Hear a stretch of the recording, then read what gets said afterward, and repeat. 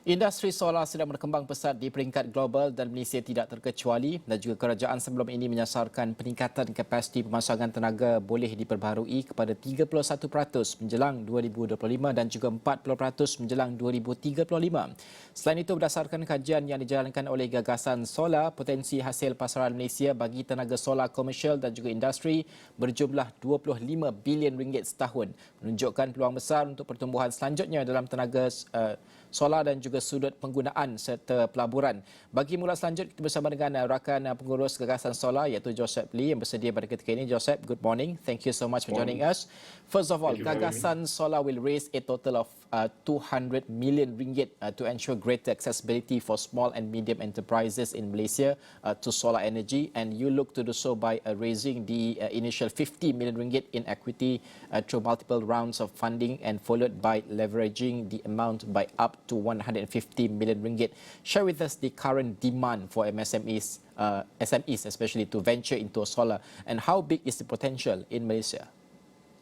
Okay, so firstly, it should be mentioned on the highest level that it makes sense for all electricity consumers, including residential, agriculture, especially factories, to go solar for two reasons. So that is, number one, it's cheaper, financially speaking. It's getting cheaper everywhere, and Malaysia is not excluded from that. It's cheaper than normal electricity, so coming from the grid. So that's a financial reason. And the second reason is because the environment is very important. I'm sure recently with all these wildfires and hurricanes and droughts going on globally, Malaysia is not spared either. Recently, we've been hit by massive storms and the flooding in certain areas, and that is a result of global warming. And so that the environmental reason is a huge reason. So in terms of the market demand, in totality, it's all electricity consumers. However, Gagasan Solar is focused on the commercial and industrial sector in Malaysia. And in Malaysia, there are about, according to a study, there are about 20,000 standalone factories and 90,000 terrace-based factories. So, the potential for supplying solar energy to the commercial industrial sectors is huge. In 2018, I believe it was something like 40 billion to 50 billion ringgit of electricity, commercial and industrial electricity being sold. So, solar can take a chunk out of that. So in terms of the demand, right now there is a huge demand. It's a blue ocean industry. I think that most solar energy companies are focusing on trying to capture the large companies, the MNCs, huge factories. However, I don't think that there's too much focus on the SME market, the middle market, which makes up the largest proportion of the commercial and industrial segment. In terms of investment potential, I believe that the investment potential at today's prices of solar panels and solar systems is about 9 to 11 billion ringgit in totality. Now, obviously, that is subject to the prices of solar plants and its components going up and down. However, another very interesting and I guess optimistic trajectory or factor involved here is that throughout history, the price of solar plants, the development cost of it, has been going down, except for, with this recent exception of logistics issues and this whole COVID pandemic happening. But we do foresee that, this long-term trajectory is not going to end anytime soon. I mean, once logistics is back and once this pandemic, everybody gets used to it again, so it's gonna go down again, which means further savings for electricity consumers.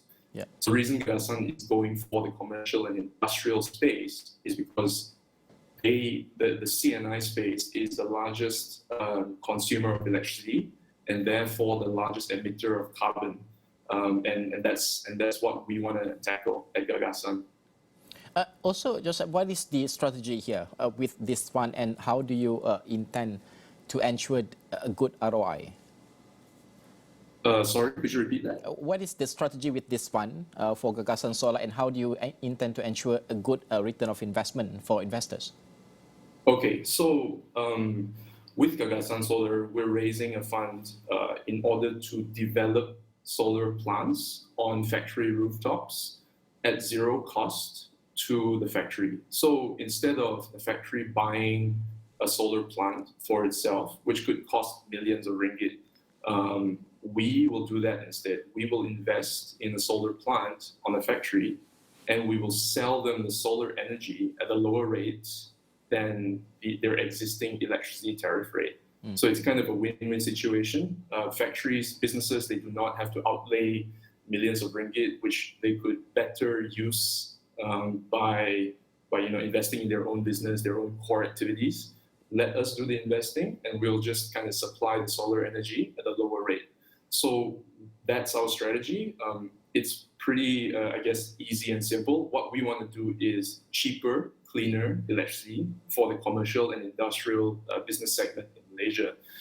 Now, in terms of how we kind of assess businesses that we invest these solar plants on, I mean, it's going to be businesses with a strong financial track record, credit-worthy businesses, non-sunset businesses. So, certain industries we cannot foresee that they're going to be around in 20 years. Then maybe we'll exclude those from our investment mandate.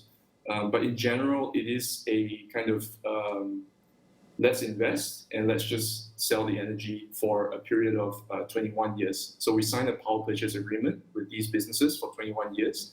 And we set a solar tariff rate that's below whatever their existing electricity tariff rate is. And that rate is locked in for 21 years. While TNB, sometimes they increase their rates. I can't remember the last time they decreased it. Maybe that's never happened before. I'm not really sure. While that happens, what we do is we lock in this lower tariff rate for a long period of time. So businesses protect themselves from increasing electricity tariffs from outside. Yeah. But as for investors, how will solar expand their existing portfolios? And do you think that they have the risk appetite in that sense? So in terms of the risk appetite, the electricity market or the utilities market is actually a highly defensive market. So I'm not promising super high returns here. However, I set the expectation right from the start that we're not doing 20+ returns. We do set the expectation that this is a highly defensive, anti-cyclical, recession-proof electricity market. And just to kind of give you a bit of evidence, during the recession period, I believe it was 2014, 2015, while the GDP of Malaysia went down, significantly, industrial electricity actually increased. It accelerated in growth. So it's literally the opposite of the GDP trajectory, right? So electricity historically, utilities, including water, has been a defensive investment. And it's all based on fundamental financial strength, right? It's in contrast to startups, tech startups. There are lots of startups that have their valuations based on non-cash flows coming in, but this is a clear buyer, clear seller. We're selling electricity, and the market is here. I mean, Malaysia is an industrial nation, and the industrial sector is huge. And also, Joseph, how should a company provide their financial and non-financial resources for solar, given that a lot of SMEs were facing and are still facing difficulties, especially after the pandemic? So in terms of companies that want to go solar with Gagasan, they do not have to outlay any resources because Gagasan will come in and we will install the panels for them. So they do not actually need to kind of invest in their own solar plant. They merely have to kind of switch over. So we supply maybe 50% or 75% of these businesses' electricity needs, right, for zero upfront cost. So in terms of resource allocation, it's the perfect answer because most businesses, they want to focus on reinvesting their capital into higher return investment opportunities or upgrading their core infrastructure, that sort of thing, right? And that's what we think that they should continue to do. and that's where we come in. We allocate the resources for this fringe benefit of cheaper electricity costs. But right now, your focus is in Klang Valley, or where is the area of your focus? So we focus all over Malaysia, but mainly Peninsular Malaysia and Sabah. And the reason why is because the regulatory framework in Sarawak is a bit different. It doesn't really fall under what we're trying to do here.